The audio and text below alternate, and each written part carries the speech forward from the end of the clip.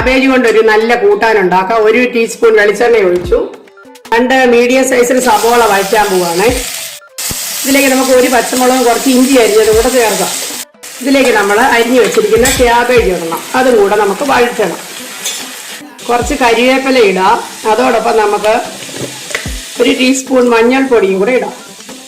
Cabbage ഒരുമാതിരി വെന്തിട്ടുണ്ട്. അതിലേക്ക് നമുക്ക് ടൊമാറ്റോ അരിഞ്ഞത് ചേർക്കാം. 2 ടീസ്പൂൺ മല്ലിപ്പൊടി ഇട്ട് അതും കൂടി വഴറ്റുക. 1 ടീസ്പൂൺ മുളക് പൊടിയും ഇട്ടതിന് ശേഷം വെള്ളം ഒഴിച്ച് വേവിക്കുക. 1 കപ്പ് വെള്ളം ഒഴിച്ച് നമ്മൾ വേവിക്കുകയാണ്. 1/4 ടീസ്പൂൺ ഉപ്പും കൂടി ഇടുന്നു. ചീനച്ചട്ടിയിലേക്ക് കുറച്ച് എണ്ണ ഒഴിക്കുക. 1 ടീസ്പൂൺ കടലപ്പരിപ്പ് വറുക്കുക. കടലപ്പരിപ്പ് മൂത്തതിലേക്ക് ഒരു 2.5 ടേബിൾ സ്പൂൺ നാളികേരം ഇട്ട് വറുക്കുക. തേങ്ങ വറുത്തരച്ചത് ചേർക്കുന്നു. കറിയിലേക്ക് കടുക് വറുക്കുന്നു. Subscribe Globus Kitchen Vlog for more videos.